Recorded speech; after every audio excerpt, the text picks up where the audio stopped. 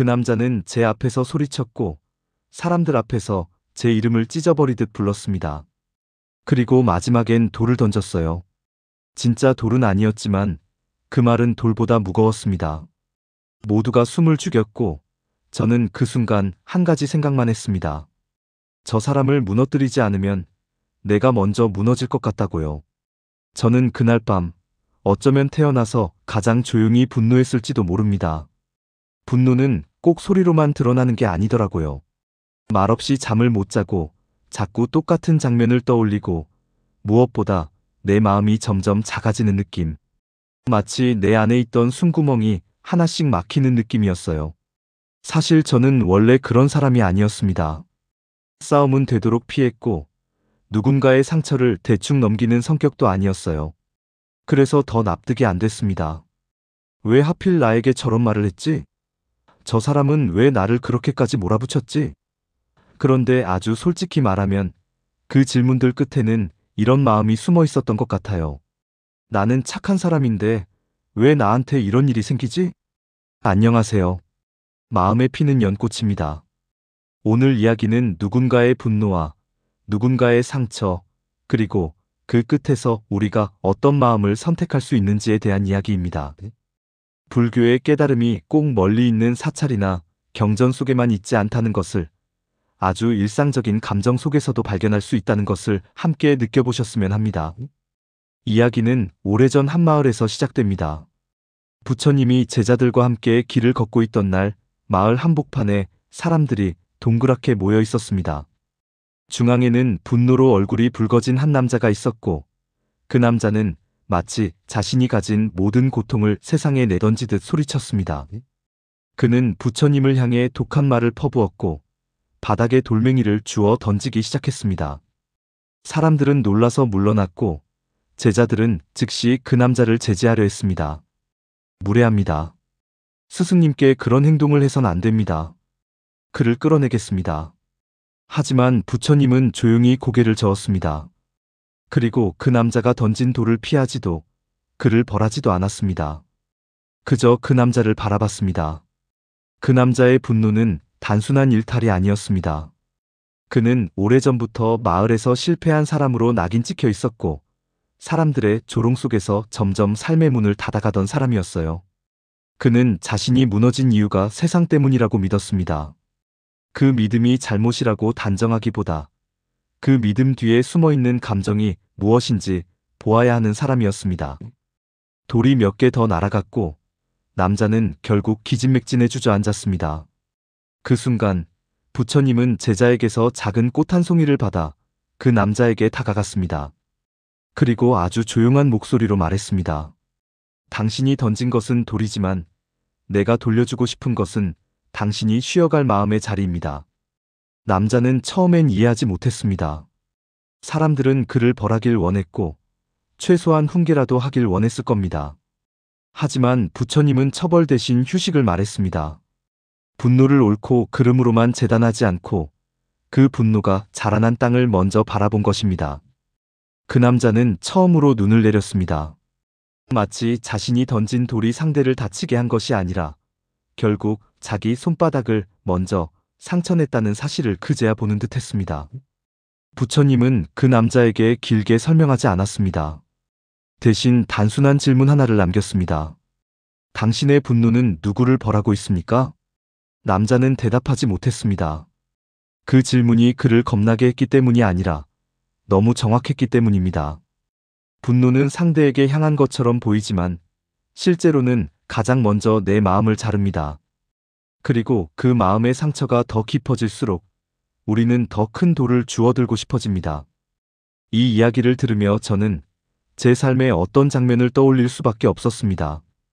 저도 누군가에게 돌을 던지고 싶었던 순간이 있었거든요. 말로, 표정으로, 차가운 침묵으로요. 저는 직장에서 꽤 오래 노력해왔습니다. 조용히 성실하게, 대놓고 드러나지 않게 누군가 대신 야근도 하면서요. 그런데 어느 회의 자리에서 상사가 제게 말했습니다. 이건 내 실수야. 네가 책임져. 그 말이 사실인지 아닌지도 중요한 게 아니었습니다. 그 말이 사람들 앞에서 나를 무능한 사람으로 확정해버리는 방식이었기 때문입니다. 그날 이후 저는 상사의 말투 하나, 메시지 하나, 숨소리 하나까지 거슬리기 시작했습니다. 저는 점점 얼굴은 웃고 마음은 날이 서는 사람이 되었습니다. 그리고 어느 날 제 마음속에서 이런 말이 들려왔습니다. 이 사람도 한 번은 무너져야 해. 그 말이 제 안에 자리 잡는 순간부터 저는 이미 그 돌을 손에 쥐고 있었던 겁니다. 분노는 똑똑한 감정입니다. 내가 어디서 상처받았는지, 어떤 선이 넘어졌는지 분명하게 알려줍니다. 문제는 그 다음입니다. 그 분노가 나를 지키는 신호로 끝나느냐, 아니면 내 삶을 태우는 불길이 되느냐는 결국 내가 무엇을 선택하느냐에 달려 있습니다. 부처님이 건넨 꽃은 당신은 나쁜 사람이라는 판결이 아니었습니다. 당신은 상처받은 사람이라는 인정이었습니다. 그 인정이 왜 중요하냐면 상처받았다는 사실을 인정받지 못한 사람은 결국 더 큰 분노를 통해서만 자신의 존재를 증명하려 하기 때문입니다. 제자들은 이해하지 못했습니다. 스승님, 저 사람은 스승님을 모욕했습니다. 벌을 받아야 합니다. 그러자 부처님이 물었습니다. 만약 누군가가 당신에게 선물을 가져왔는데 당신이 받지 않으면 그 선물은 누구의 것이 됩니까? 제자들이 대답했습니다. 가져온 사람의 것입니다. 부처님은 조용히 고개를 끄덕였습니다. 그렇다면 지금 그가 내게 가져온 분노도 내가 받지 않으면 누구의 것이겠습니까? 그 말은 단순한 승리의 논리가 아닙니다. 분노를 받아들이는 순간 그 분노는 내 마음에도 둥지를 틉니다. 결국 우리는 상대의 돌을 피해가는 것이 아니라 그 돌을 내 가슴에 들여놓지 않는 연습을 해야 하는지도 모릅니다. 저는 그 말을 아주 현실적인 방식으로 이해하게 된 날이 있었습니다. 그 상사가 저를 다시 공개적으로 지적한 날이었어요. 저는 가슴이 뜨거워졌고 손끝이 떨렸습니다. 그리고 머릿속에 어떤 문장이 떠올랐습니다. 지금 내가 이 분노를 그대로 뱉으면 그는 잠깐 흔들리겠지만 나는 더 오래 흔들릴 거야. 그래서 저는 숨을 한번 고르고 말했습니다.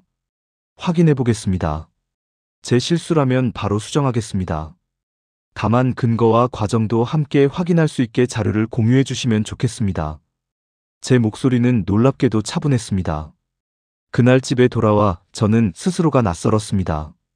전에는 참는 게 미덕이라고 생각했어요. 그런데 그날의 제 선택은 참음이 아니라 경계였습니다. 분노를 눌러서 썩히는 게 아니라 분노가 말하려는 핵심만 꺼내서 말하는 방식.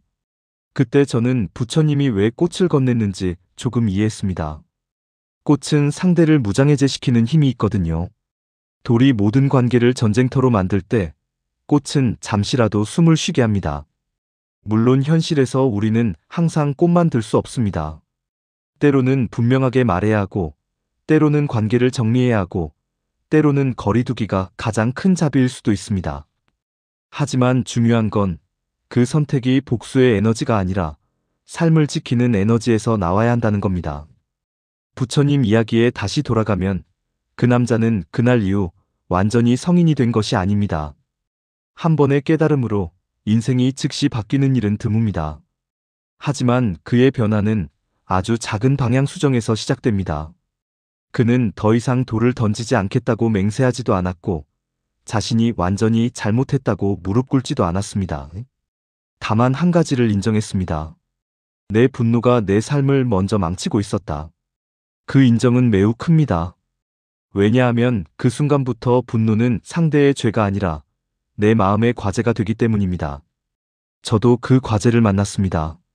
상사와의 사건이 지나간 뒤에도 제 마음은 쉽게 가라앉지 않았어요. 이상하게도 사람은 사건이 끝나도 감정을 계속 재생하잖아요. 저는 그 감정을 멈추기 위해 스스로에게 이렇게 물었습니다. 내가 원하는 건 이 사람의 몰락인가? 아니면 내 삶의 회복인가? 대답은 의외로 간단했습니다. 저는 몰락을 원한 게 아니었습니다. 저는 숨을 쉬고 싶었고, 내 자리가 안전하길 바랐고, 나 자신을 존중하고 싶었습니다. 그러니까 제가 원한 건 복수가 아니라 회복이었어요. 그 순간부터 제가 해야 할 일이 보이기 시작했습니다. 상대를 무너뜨릴 전략이 아니라 내 마음을 지키는 방식이요. 우리는 누구나 마음속에 돌이 있습니다. 어떤 날은 그 돌이 손에 올라오고 어떤 날은 다시 내려놓습니다. 삶이 힘들수록, 억울할수록 그 돌은 더 무거워집니다. 그리고 그 돌의 무게를 가장 잘 아는 사람은 사실 돌을 맞는 사람이 아니라 돌을 쥐고 있는 사람일지도 모릅니다. 부처님은 돌을 던진 남자에게 참아라라고 말하지 않았습니다. 참음만으로는 상처가 해결되지 않으니까요. 대신 그는 당신의 분노가 어디에서 왔는지를 바라보게 했습니다. 이게 연꽃 채널이 여러분께 전하고 싶은 마음과도 닿아있습니다. 누군가를 미워하는 마음이 생길 때 우리는 종종 스스로를 탓합니다. 나는 왜 이렇게 못됐지? 하지만 그 미움이 생겼다는 것은 어쩌면 내 안에 어떤 선이 무너졌다는 신호일 수도 있습니다. 그러니 미움을 없애려 애쓰기 전에 미움이 가리키는 상처의 자리를 먼저 봐야 합니다. 아무 상처 없이 생기는 분노는 드뭅니다. 저는 그 이후로 어떤 습관을 하나 만들었습니다. 누군가 때문에 마음이 불타오를 때 이렇게 말해보는 겁니다. 이 불길을 키우면 내가 먼저 탄다. 그리고 한 번 더 말합니다. 나는 오늘 돌보다 숨을 선택하겠다. 신기하게도 이 문장은 제 생활을 조금씩 바꿔줬어요. 예전엔 무시당하는 느낌이 들 때마다 마음속에서 분노가 폭발했다면 이제는 그 분노를 내가 지키고 싶은 가치로 바꿔보게 됐습니다. 존중받고 싶은 마음, 안전하게 일하고 싶은 마음, 나의 노력과 시간을 함부로 취급받지 않고 싶은 마음. 그 가치들을 정돈해서 말할 수 있게 된 거죠. 부처님을 향해 돌을 던진 그 남자도 어쩌면 진짜 원한 건 부처님의 상처가 아니었을 겁니다. 그는 자신의 존재가 부정당하지 않길 원했을지도 모르고 자신이 다시 살 수 있다는 희망의 문을 열어줄 누군가를 기다렸는지도 모릅니다. 그런데 그는 그 말을 분노로밖에 표현할 줄 몰랐던 거예요. 부처님은 그 사정을 용서라고 부르지 않았습니다. 그저 이해의 자리로 옮겼습니다. 이해는 상대의 잘못을 지워주는 게 아니라 내 마음이 더 이상 불길에 휘둘리지 않게 만드는 힘입니다. 이 이야기를 듣고 계신 분들 중에도 지금 마음속에 돌을 쥐고 있는 분이 계실지 모르겠습니다. 가족에게, 직장에게, 친구에게, 혹은 나 자신에게. 그 돌이 너무 무거워서 오늘 하루가 숨막히는 분도 계실 겁니다. 그럴 때 이런 질문을 한 번만 해보셨으면 합니다. 이 돌을 던지면 나는 무엇을 얻는가? 그리고 이 돌을 내려놓으면 나는 무엇을 되찾는가? 대부분의 경우 돌을 던지는 순간 얻는 건 잠깐의 통쾌함이고 내려놓는 순간 되찾는 건 훨씬 더 긴 시간의 평온입니다. 물론 내려놓는다는 것은 쉬운 일이 아닙니다. 우리는 자주 내려놓으면 지는 것이라고 배워왔으니까요. 하지만 불교가 말하는 내려놓음은 패배가 아니라 해방입니다. 상대를 이기기 위해 내려놓는 게 아니라 내 삶을 살기 위해 내려놓는 것이니까요. 저는 아직도 완벽하지 않습니다. 어떤 날은 여전히 마음속에서 돌을 만지작거릴 때가 있어요. 그런데 이제는 알 것 같습니다. 그 돌을 쥐는 내 손이 얼마나 피곤해지는지, 그 돌을 내려놓았을 때 내 어깨가 얼마나 가벼워지는지요. 오늘 이야기의 마지막에서 저는 여러분께 아주 작은 꽃 한 송이를 마음으로 건네고 싶습니다. 그 꽃은 거창한 깨달음이 아니라 이렇게 단순한 문장일지도 모릅니다. 내 마음을 태우는 불길은 내가 먼저 끌 수 있다. 오늘 이야기가 누군가의 마음을 조금이라도 다독일 수 있었다면 좋겠습니다. 우리는 완벽하게 용서하지 못해도 조금 덜 미워하는 연습은 할 수 있으니까요. 당신이 오늘 내려놓지 못한 돌이 있다면 그것도 괜찮습니다. 다만 그 돌이 내 삶을 다 먹어치우기 전에 아주 작은 꽃을 한번 떠올려 주세요. 당신의 마음에도 작은 연꽃 하나가 조용히 피어나길 바랍니다. 마음에 피는 연꽃이었습니다.